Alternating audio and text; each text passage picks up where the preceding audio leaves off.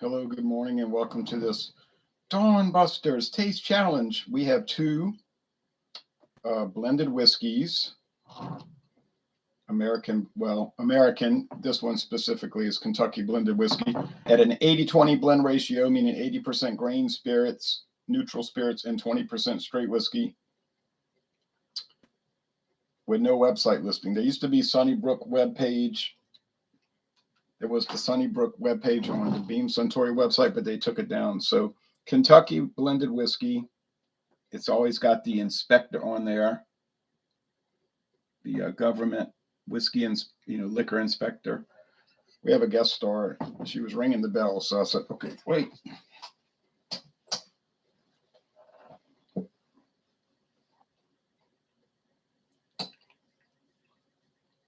She was ringing the bell, so I told her, "Okay."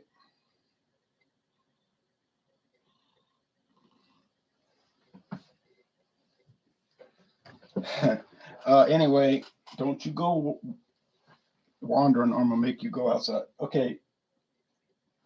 You can come up. Okay, you can come sit up here, but you gotta, calm down. All right. Here is Royale Club. Feral cat. Royale Club. Don't know when it was introduced. Kept trying to find out. Couldn't. I was too embarrassed to call Sazerac to ask and bother them about it. They might have records, but I don't know. It's not that important. I've seen this in Texas where I bought it the first time, 200 milliliter bottle only. And I saw it again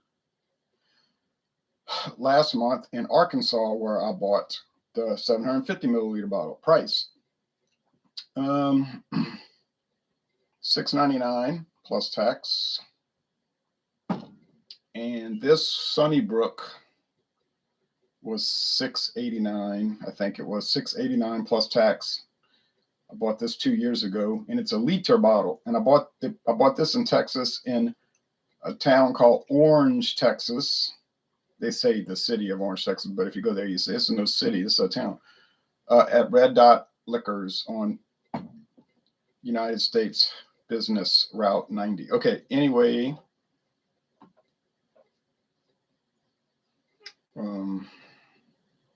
I've never seen either one of these in Louisiana. I'm telling you the truth. Doesn't mean I wouldn't see them tomorrow or today, but I haven't seen them before. Brook is very tasty, great Kentucky whiskey, says Liam. Okay, well, there's somebody who knows about it. Kentucky blended whiskey. This one is bottled in California and in Kentucky, says. Bottled by County Line Distillers, which at the top of the bottleneck, you'll know who it is. It says Sazerac.com, but there's no listing of this on the website. Bardstown, Kentucky, and then Los Angeles, California.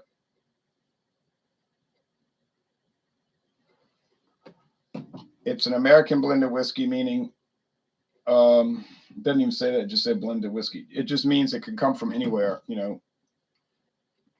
There's no specific state. Now, if they list a specific state like Kentucky, it has to be from Kentucky. All right. Let's check them out. Now, my record so far with this challenge series is 3 wins, 2 losses, and 1 tie. 3, 2, and 1. Not the greatest, but that's the first 5 matches, 5 games, 6 games. Sorry, 5, 2, and 1. Okay, that's copper colored. Brook. I've gotten through this faster than I thought, and I wasn't rushing to get through it. It's just I had so many other blended whiskeys to challenge it against. I don't know why Beam-Suntory doesn't. I don't know why they took it off their website. What I mean. Same thing with Kessler.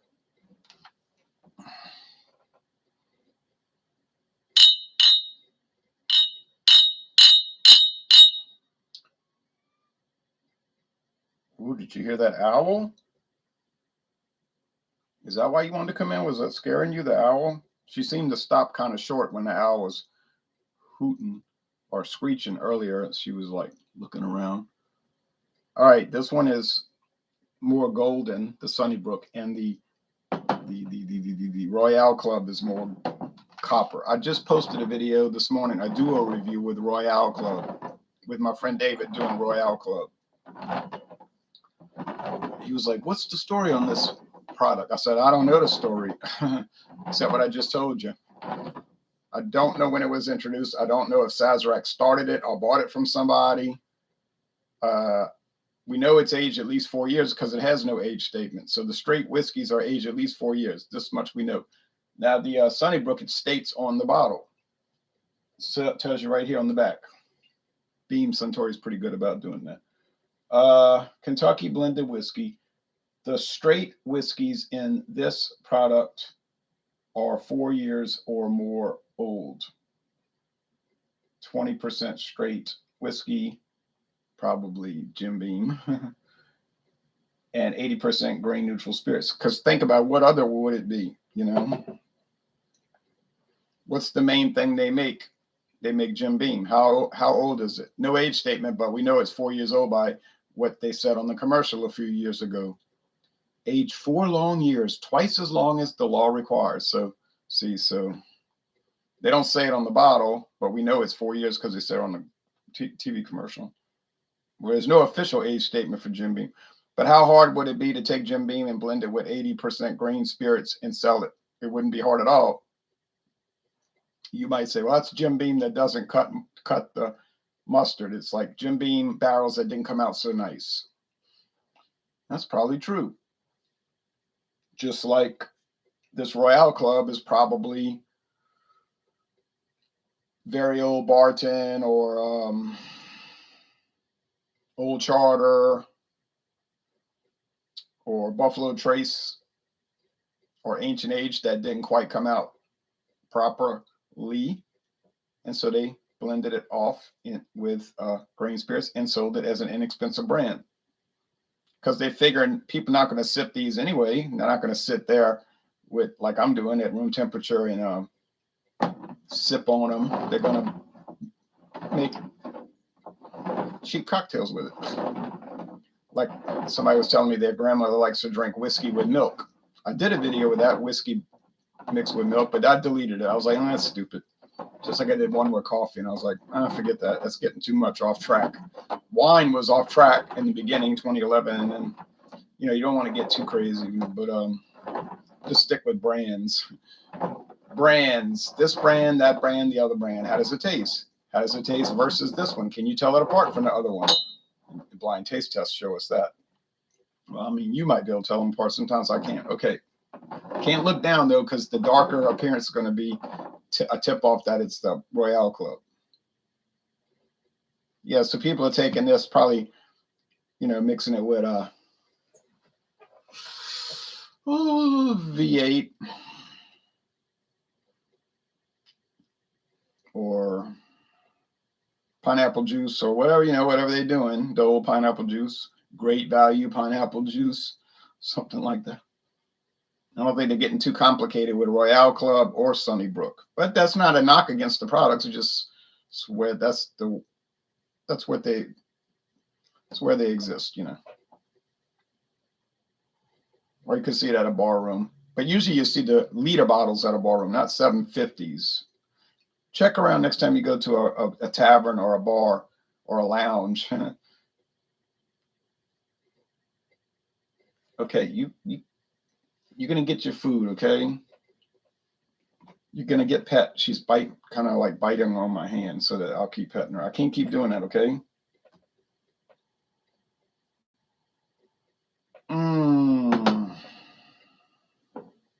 So if you see a 750, that's usually for the retail stores, the package stores, as they call them, the liquor stores, or in Louisiana's case, the convenience stores, the gas stations.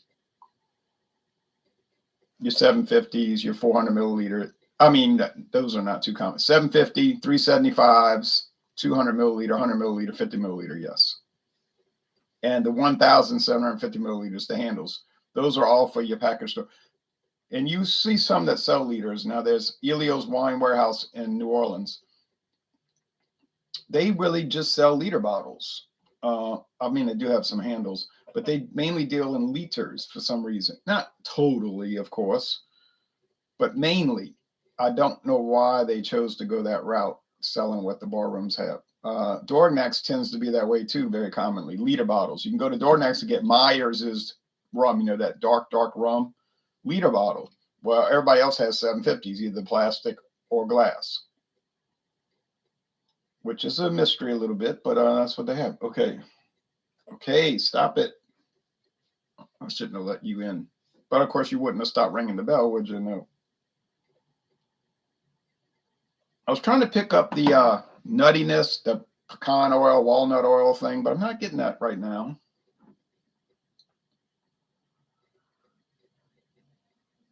Maybe. I'm just getting wood, old wood, furniture, because it's probably used that well, you know, it's used barrels, not using new charred oak barrels for blended whiskey. They're using old barrels, which is fine because that's common. And for what you're dealing with here.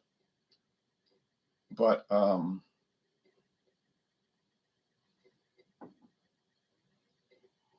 yeah, I'm not. This one maybe is just more wood, like oak, vanilla, corn. Oak, corn, probably corn first. Corn, oak, vanilla, in that order. Yeah, corn, oak, vanilla. Maybe the nut oil, but it's close, so I can't say on aroma which is which. I don't know if I'm gonna be able to say on taste.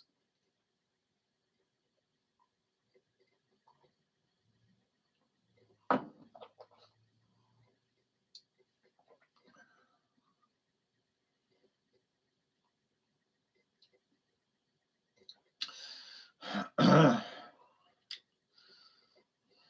lot of wood here. Now they are allowed to add flavoring. Yeah, go ahead, lick yourself. Take a bath. They are allowed to add flavoring and coloring. They don't have to add coloring or flavoring. That's not a requirement. It's an allowable practice. You know, just because they allow it doesn't mean you're going to do it. But they commonly do it, from what I understand, reading the Tax and Trade Bureau website, TTB.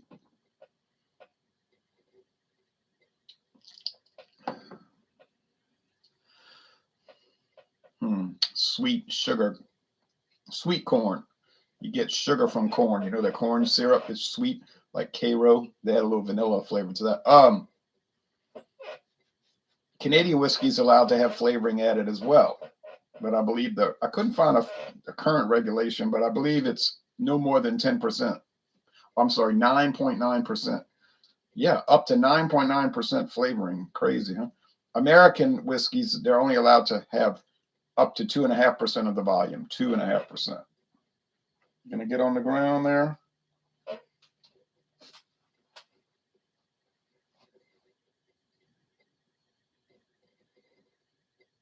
Just stay right there.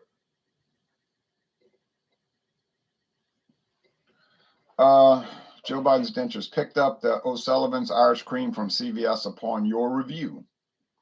Great cheap alternative to Bailey's. Appreciate the tip. Well, thank you, and you're welcome. And I think the only deal with that is that it's not made with Irish whiskey. It's just made with Irish grain spirits, you know, unaged grain whiskey, but it's not whiskey yet because it's not aged 3 years. But where's the flavor coming from anyway? Generally from the cream and the sugar and the chocolate, vanilla, whatever they're adding. So tasted good to me. I was sorry it was all gone. And like you said, I never had Bailey's, but everybody says the premier one, you know, it's really top notch. I think it's made by Diageo. But $29 for a bottle of Bailey's. And I bought the O'Sullivan's for $9.99 after tax. You heard me right? After tax. So, oh, sorry, $10.99 after tax. $10.99. Sorry, excuse me. It was $9.99 plus tax. I guess that's what you paid. I don't know. Different states had different prices, but it was my total was $10.99 total. That's what I charged my credit card, which in my case is a charge card because I always pay the balance off before I have to get any interest payments. But $9.99 as well. See, so that's big savings. You know, you're saving $20. And then I bought CVS Pharmacy's Jethro T boots, which has a sticker on the back saying this product is intended to be sold at CVS Pharmacy only. If you see this and anywhere else, it says, if you see this elsewhere, call this number. Maybe they'll give you a reward.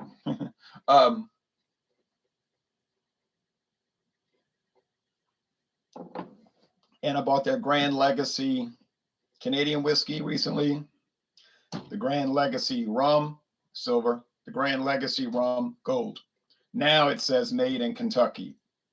It says Caribbean style rum. They used to say Caribbean rum, imported Caribbean rum, but you know what happened? Glenmore Distillery started, well, they rebuilt it. I mean, the old one was so dilapidated, it basically was demolished, and they built it from the ground up. They have videos showing how they built it. It was interesting. And that's in Owensboro, Kentucky. And now they distill there. They distill rum, and I think even one of the bourbons.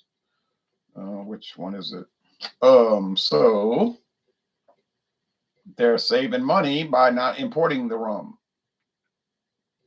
Until your review, I had no idea CVS sold alcohol. I suspected that they did because just of the Louisiana angle that everybody sells liquor, you know, here in beer, but you don't want to pay their beer prices. Believe me, you don't want to go there and buy beer. That's no value. But I was in CVS one day and I was just walking around. It used to be Eckerd's, okay? It used to be called Eckerd's in Louisiana, Florida, Alabama, Mississippi, you know, Eckerd drugs. But they sold out. That old man Eckerd died, and then they sold out to CVS. And, you know, I really don't know if Eckerd sold out liquor, because I even worked for them for 3 years, 92 to 95, just part-time. I didn't even need the job. I don't know why I did it. But anyway,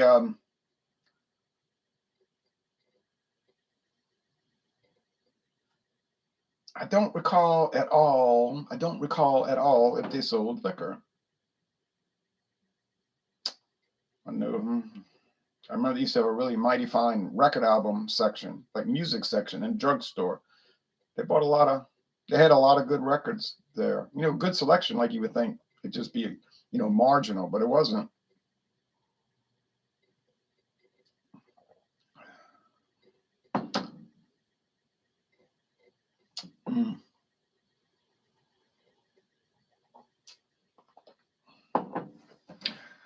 But I was in there one day and I saw all this liquor. I wasn't looking for it. I was in there for something else.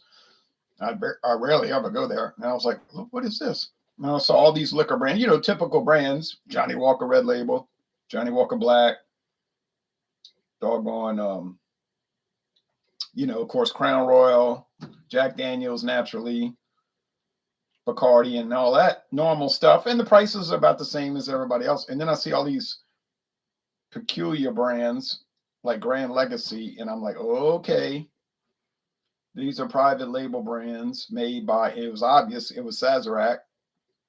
I was like, interesting, you know, I was like, very interesting. Just like Winn-Dixie has all their Winn-Dixie brands. Winn-Dixie rum, Winn-Dixie bourbon, straight bourbon, Winn-Dixie blended scotch, Winn-Dixie tequila, silver and gold, and so forth. And you know, it's all Sazerac. That company must make a ton of money off these private labels. I never tried the Winn-Dixie products, to tell you the truth. My father used to get it for the parade parties, and he never remarked on it either way. I guess he thought it was fine. He didn't care about the taste. Arvin says, having Jim Beam while label plus Budweiser at the moment. Oh, Jim Beam, white label. I wasn't reading that right. Plus Budweiser. I wouldn't drink that too much. Don't drink too much. Cheers to you. This is really close. Let me tell you, this is no joke. I mean, these are so close. They're both aged at least 4 years. They're both an 80-20 blend ratio. They're not from the same company, but golly. However, I think I might have noticed a little bit of nut oil, like walnut, pecan oil over here. I'm not sure about that, but I think I may have. So let's say this is the Royale Club. Phooey. It's the Sunnybrook. Well, now I got 3 wins, 3 losses, and a tie.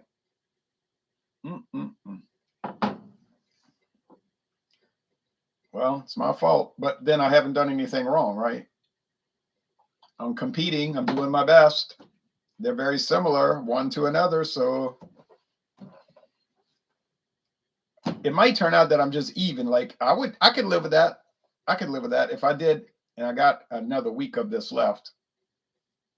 What, 6 or 7 left? So if I finish even, I can live with that because it's so like everything else. You say, what makes Royale Club stand apart? I thought it was the nut oil, the flavor, the walnut flavor and pecan, whatever that is. But that's not working out. I guess the label makes it stand apart. It's got a sort of unique label where they got all this big hype on it. It's like this big essay on there. My friend David was like, why are you reading all that? So, well, there's no website, so the people can't read it. But he was getting impatient. You know, he's not like super patient. So he was like, stop the video. Let's start over. I said, oh, okay. So we did. And then when I do the solo review, I'll read. Well, I did a solo review, didn't I? I read it. So it's a unique label. It looks like throwback, but except it's probably not throwback. It probably isn't throwback. It's probably the same label from 1956, whenever it hit the market. I'm just taking a guess. Except it doesn't have those, the little stamp over here. But beyond that, there's really nothing to make it stand out. So it's kind of like everything else. So maybe that's the same with bread. I know people are loyal to bread brands. I only eat bunny bread. That's it. Or whatever. But could you really tell it apart? Or is it in your mind? You see, you would only know that by doing a blind bread tasting. I know a guy, he claims he worked at the bunny bread factory in New Orleans. Well, it's a factory. It's a bakery, but it's huge, like a factory. So it's called Flowers. That's a common name, Flower. And he says, this is claim. Now, I cannot back this up. I'm just going by what he's saying. He says, it was the same bread and the Sunbeam and the bunny. I said, what you mean? He said they would just make it. It was the same ingredients and it was coming off the line. And then they would do so much bunny bread and say, okay, stop. Then they would change the packaging, however they do that, probably fast. It's all automated, probably quickly done. Then they start bagging Sunbeam. He said it was the same bread. It's the same exact bread. And he said, it's so funny to me that some people will never eat bunny, only Sunbeam.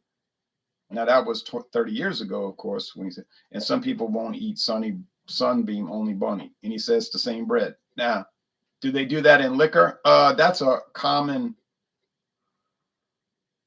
rumor or suspicion, and I would look at it as a probability. I would not be shocked. I think that would be dirty to do it, to take the same whiskey and put different labels on it, but I wouldn't be shocked.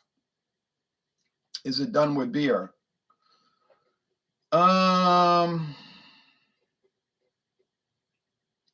Maybe. I have suspicions about that because you look at the Molson Coors website and the specs on Mickey's fine malt liquor and but they used to make Magnum. They don't make Magnum anymore. They were identical across the board. Same ingredients, same grams of fat, same alcohol content, same calorie count, everything identical. And I thought, is this the same stuff in 2 different labels? They didn't taste the same though. I did blind taste tests. And I was like, they don't taste the same though. And somebody pointed out, but what if they're using different hop varieties? Like, Magnum's using this kind of hop pellets or extract, and then Mickey's is using this kind of hop extract. It probably wouldn't change the calorie count or grams of fat or the ABV, but it would change the taste slightly. I said, I hadn't thought of that. See, I hadn't thought of that. So the viewers half the time come up with the idea more than me. Well, half the time, the same. Are you aware that there's ads before your videos? I heard about that. Okay, do you think if Miller Lite was put into Coors Light cans, would people even notice?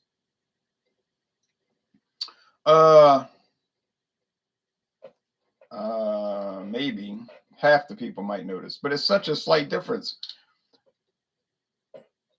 I got to do this. I'm gonna tell the guy, he ain't gonna do it. I'm gonna tell this guy at work. I'm gonna say, look, let's do the taste challenge. You come to my house, I'll pay for the beer. I don't care. Miller Lite versus Bud Light, Coors Light versus Bud Light, Keystone Light versus Bud Light, Natural Light versus Bud Light, etc. And let's see how well you do. Because he claims, I know my Bud Light, and there's no light beer that can beat the champion, the king, the greatest of all time, light beer, Bud Light. He just goes on and on and on and on. But I say the proof's in the pudding. If you could taste it blind and get it right, then we got something to work with. But if you can't get it right in a blind taste test, then it doesn't mean anything. It's just talk. Now, with these two whiskeys and the rest, I've done poorly, right? 3 wins, 3 losses, and a tie. But I'm blaming the product. It's just not standing out. But we'll see. What is my go-to drink? Well, water, actually tap water.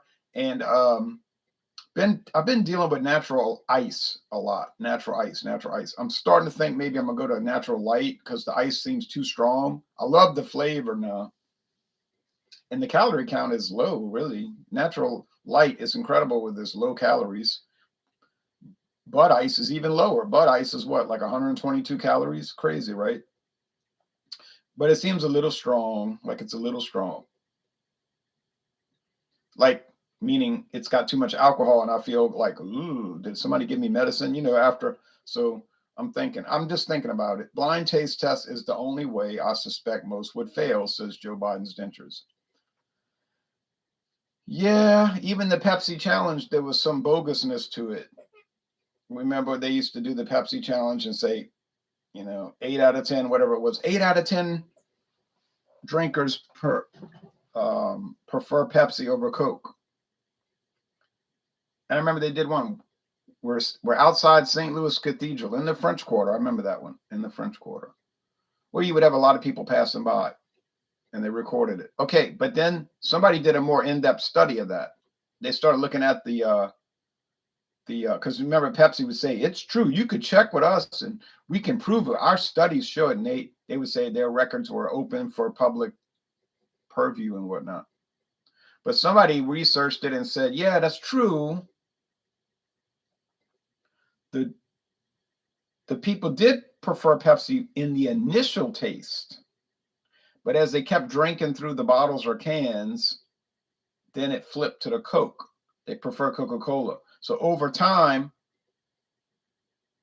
it was like the Pepsi became like unpleasant to them, and the Coke held its niceness, so to speak. So I don't deal with those products. I never drank those things, so I don't know. But it was interesting how the Pepsi challenge was sort of deceitful in the sense that they were only mentioning that the initial tasting, they preferred Pepsi, but as it went deeper into the drinking the whole can, then the Coke took over. So I don't know. Like I said, I don't drink those things. Beer, yeah, I could talk about that a lot. Are you a fan of Old English 800? Yes, I am a fan of that. And we can get that in bottles still here. Glass bottles, true story. 18-ounce glass bottles. Yep. Clear glass, so you got to worry about skunking, I guess. But yep. Ron, any favorite Elvis songs? Oh, well, I guess Suspicious Minds. I don't know of any others, maybe some. Good morning, Ron, says Maxwell in the Russian Federation. Good morning to you, and y'all take care. And tomorrow, we're finished with Jim Beam products, the blended. So tomorrow, oh boy, tomorrow we're starting Heaven Hill. You know how Heaven Hill can be a little treacherous, but that might help me. That might help my average, because then their little kind of nastiness might shine through, like your true colors come shining through, and then Cyndi Lauper could help me get them all right. And maybe this will help my average. Have a great day, sir. You too, JBD.